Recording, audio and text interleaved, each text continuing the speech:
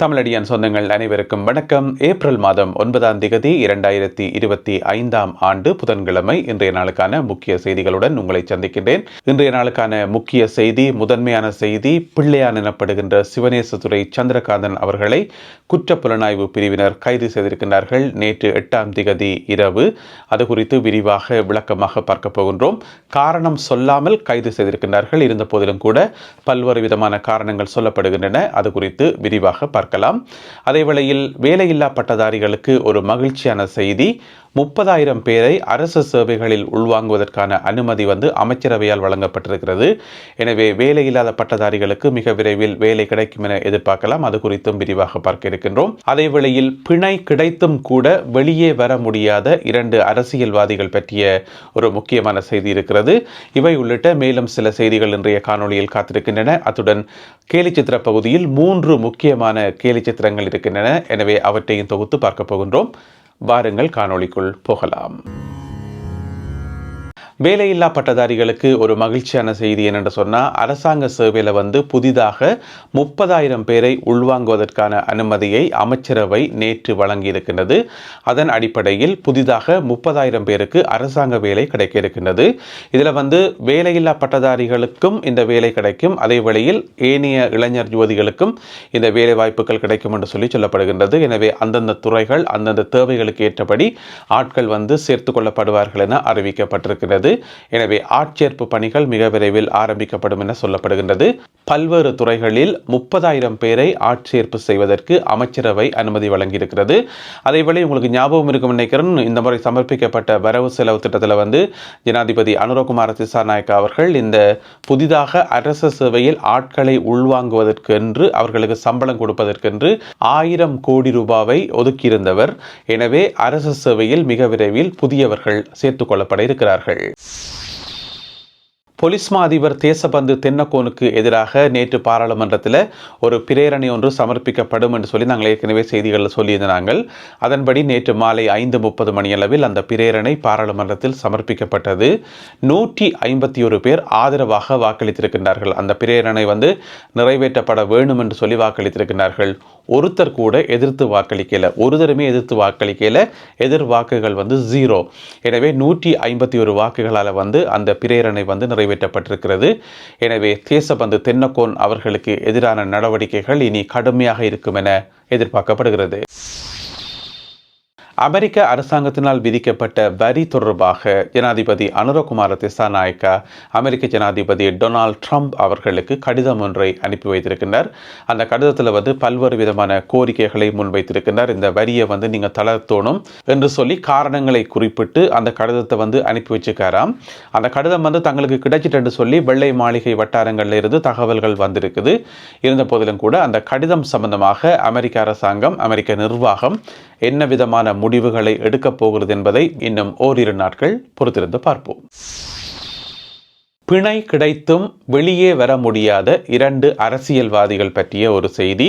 2 பேர்ட்ட கதையும் கிட்டத்தட்ட ஒரே மாதிரி தான். அதில் ஒரு ஆள் யாருன்னு பார்த்தீங்கன்னு சொன்னால், பதுளை மாவட்ட பாராளுமன்ற உறுப்பினர் சாமர சம்பத். பாராளுமன்றத்தில் நல்லம்மா என்று பேசினவர், அரிசி இல்லை பருப்பில்லை என்று சொல்லி சொன்னவர், கடைசியாக பார்த்தா அவருக்கு பிணை இல்லை என்று சொல்கிற அளவுக்கு நிற்கிது. என்ன பிரச்சனை என்று சொன்னால், நேற்று காலமாக நடந்த வழக்கில் அவருக்கு பிணை கிடைச்சிட்டுது. அதாவது கொழும்பு நீதிமன்றத்தில் கொழும்பு மாவட்ட சிறப்பு நீதிபதி தனுஜா லக்மாலி அவர்கள் பிணை வழங்கியிருந்தவர்.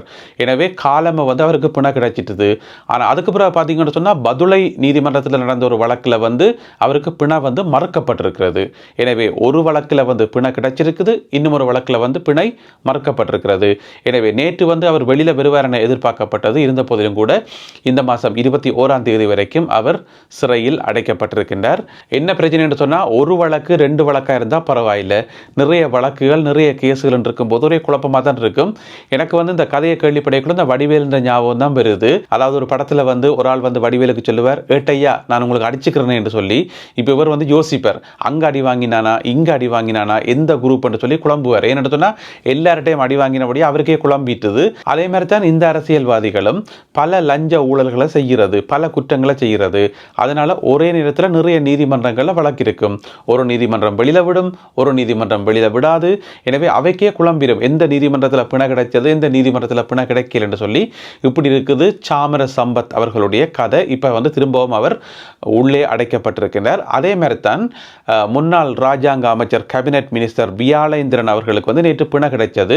அதாவது நீதிமன்றம் சொன்னது என்னென்னு சொன்னால், உங்களுக்கான விசாரணை எல்லாம் முடிஞ்சுது, ஆனால் நீங்கள் பிணையில் போகிறதாக இருந்தால் 5 பேர் 10 லட்சம் ரூபா பெறுமதியான சரீர பிணை வைக்கணும். 5 பேர், அதை விட 50,000 ரூபாய் ரொக்கப்பணம் செலுத்தணும். எல்லாத்தையும் செலுத்திட்டு நீங்கள் பிணையில் போகலாம் என்று சொல்லப்பட்டது. இருந்த போதிலும் கூட அந்த நிபந்தனைகளை அவர் நிறைவேற்றவில்லையாம். அதாவது 5 பேர் சைன் வைக்கல போல நடக்குது, அல்லது 50,000 ரூபாய் ரொக்கப்பணம் கொடுக்கல போல நடக்கு. ஏதோ ஒரு பிரச்சனை காரணமாக அவருக்கான பிணை மறுக்கப்பட்டிருக்கிறது. அதாவது பிணை கிடைப்பதற்கான ஒரு வாய்ப்பு கிடைச்சும் அவர் அதை சரியாக பயன்படுத்தல. எனவே அவர் மீண்டும் விளக்கமறியலில் வைக்கப்பட்டிருக்கின்றார். எனவே நேற்றைய நாளில் சாமர சம்பத் அவர்களும் வியாழேந்திரன் அவர்களும் மீளவும் சிறைகளில் அடைக்கப்பட்டுள்ளார்கள். அடுத்தது இன்றைய நாளுக்கான முக்கியமான செய்தி, பிள்ளையான் அவர்களுடைய கைது. நேற்று 8ஆம் தேதி முன்னிரவு நேரம் கொழும்பிலிருந்து வந்த விசேட அணியொன்று, குற்றப்புலனாய்வு பிரிவினருடைய விசேட அணியொன்று அவரை கைது செய்து கொழும்புக்கு அழைத்து சென்றிருக்கிறது. விஷயம் என்னென்று சொன்னால், காரணம் என்னென்று சொல்லப்படலை. எதற்காக கைது செய்யப்பட்டிருக்கிறார், என்ன விஷயம் என்று சொல்லப்படலை. இருந்த போதிலும் கூட அதை ஊகிச்சு பிடிக்கிறது அவ்வளோ பெரிய கஷ்டமான வேலை இல்லை. ஏன்னு சொன்னால், பிள்ளையான் அவர்கள் மேலே நிறைய குற்றச்சாட்டுகள் இருக்குது, ஒன்றுக்கும் மேற்பட்ட நிறைய குற்றச்சாட்டுகள் இருக்குது.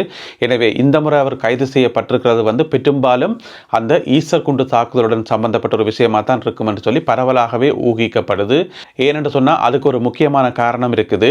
ஜனாதிபதி அனுரகுமார திசாநாயக்க அவர்கள் சொல்லியிருந்தவர், ஏப்ரல் மாதம் 21ஆம் தேதிக்கு முதல், அதாவது இந்த மாதம் 21ஆம் தேதிக்கு முதல் ஈஸ்டர் குண்டு தாக்குதலுடன் சம்பந்தப்பட்ட முக்கியமான ஆட்களை அடையாளம் காட்டப் போவதாக, அது சம்பந்தமான ஒரு பட்டியலை வெளியிடப் போவதாக அவர் ஏற்கனவே சொல்லிட்டார்.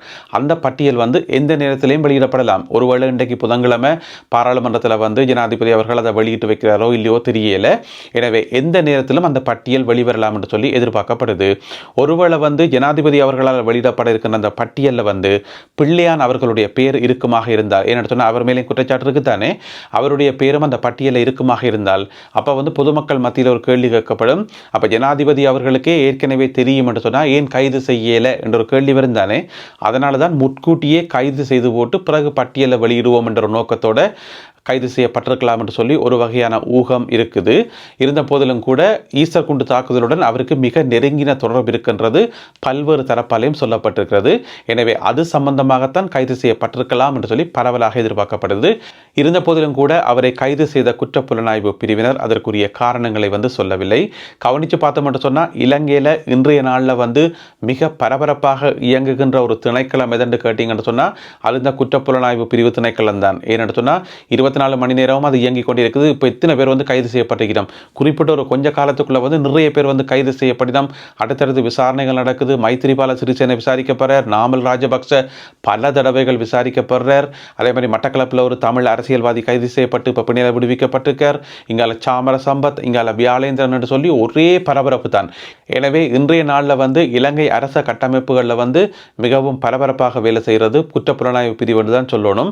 அதோட ஜனாதிபதி அனுரகுமார திசாநாயக்க அவர்கள் ஏற்கனவே பல தடவை சொல்லி போட்டார், நாங்கள் குற்றவாளிகளை பிடிப்போம், திருடர்களை பிடிப்போம், அதை பிடிக்கும் போது யாரும் அழக்கூடாது, அரசியல் பழிவாங்கல் என்று சொல்லக்கூடாது சொல்லி திரும்ப திரும்ப சொன்னவர்.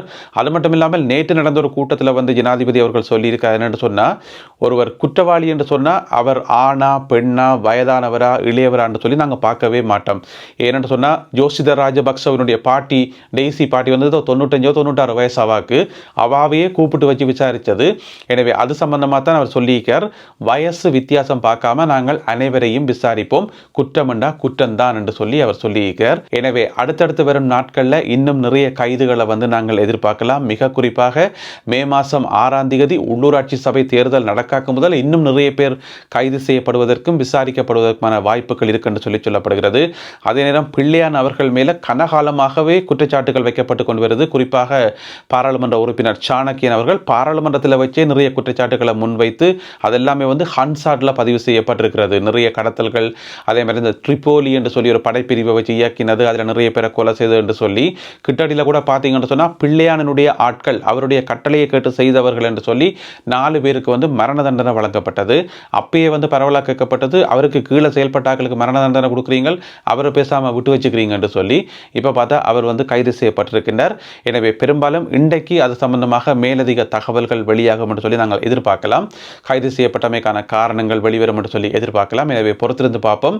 எனவே இதில் வந்து நாங்கள் பெருசாக சொல்கிறதுக்கு ஒன்றுமே இல்லை. உப்பு திண்டவன் தண்ணி குடிப்பான், தப்பு செய்தவன் தண்டனை கொள்வான் என்று சொல்லி ஒரு பழைய பாட்டு ஒன்று இருக்குது. அதுதான் இப்போ நடந்து கொண்டிருக்குது. அடுத்ததாக இன்றைய கேலி சித்திர பகுதி. இன்று மொத்தமாக 3 கேலி சித்திரங்கள் இருக்கின்றன. இந்திய பிரதமர் நரேந்திர மோடி அவர்கள் இலங்கைக்கு வந்தவர், பிறகு திரும்பி இந்தியாவுக்கு போய் அவர் வேறு வேலைகளை வந்து பிஸியாக இருக்கிறார். ஆனாலும் கூட எங்களுடைய ஓவியர்கள் வந்து இன்னமுமே அது சம்பந்தமான ஓவியங்களை, கேலி சித்திரங்களை வந்து வரைந்து கொண்டு தான் இருக்கின்றார்கள். முதலாவது கேலி சித்திரம் பார்த்தீங்கன்னு சொன்னால், ஜனாதிபதி அனுரகுமார திசாநாயக்கா அவர்கள் இந்திய பிரதமர் நரேந்திர மோடி அவர்களுக்கு வந்து கை குலுக்கிறார். கீழே பார்த்தீங்கன்னு சொன்னால் ஒரு ரம்பம் என்று சொல்லுவோம், வாள். அந்த வாள் வந்து சுற்றி கொண்டு வருது. அந்த வாளில் எழுதப்பட்டிருக்கிறது அமெரிக்காவினுடைய டெக்ஸ் என்று சொல்லி. அதில் வந்து ஓவியர் வரைய தவறுன்னு ஒரு விஷயம் இருக்குது. என்னென்னு சொன்னால், அந்த ஜனாதிபதி அனுரகுமார திசாநாயக்க சுற்றி கொண்டு வருது தான் இந்த வாள். அந்த வாள் வந்து இந்திய பிரதமர் நரேந்திர மோடி அவர்களையும் சேர்த்து தான் சுற்றணும். ஏஞ்சலுங்க பாபம், இந்தியாவுக்கு எதிராக வந்து தானே வரி விதிக்கப்பட்டிருக்குது, அவையிலும் விதிவிலக்கு இல்லை. எனவே வந்து ஓவியர் அதை கொஞ்சம் அகலமாக வரைஞ்சிருக்கலாம், இன்னும் ஒரு வட்டத்தை போட்டிருக்கலாம் என்றது என்னுடைய ஒரு கருத்து. அடுத்த கேலி சித்திரம் பார்த்தோம் என்று சொன்னால், இந்திய பிரதமர் நரேந்திர மோடி அவர்களுக்கு ஜனாதிபதி அனுரகுமார திசாநாயக் அவர்கள் சாப்பாடு தீத்துறார். அவர் ஆண்டு வாயை திறக்கும் போது வாயில் சாப்பாடு தீத்துறார். கீழே பார்த்தீங்கன்னு சொன்னால் ஒரு சாதாரண ஏழை குடிமகன், அவரும் வாயை திறக்கிறார் ஆவண்டு. அவற்றை வாய்க்கு எந்த விதமான சாப்பாடும் இல்லை. எனவே அவருக்கு சாப்பாடு கொடுக்காமல் இந்திய பிரதமர் நரேந்திர மோடி அவர்களுக்கு சாப்பாடு கொடுக்கிறார் இலங்கை ஜனாதிபதி அவர்கள். அந்த சாப்பாடு தீத்திர கரண்டியில் எழுதப்பட்டிருக்கிறது அக்ரிமெண்ட்ஸ் என்று சொல்லி, உடன்படிக்கைகள் என்று சொல்லி. எனவே உடன்படிக்கைகளுக்கு தான் அவர் முக்கியத்துவம் கொடுக்கிறதை தவிர நாட்டில் இருக்கிற ஏழைகளுக்கு முக்கியத்துவம் கொடுக்கல என்று சொல்லி இந்த கேலி சித்திரம் வந்து வரையப்பட்டிருக்கிறது. அடுத்த கேலி சித்திரம் மிகவும் சுவாரஸ்யமானது.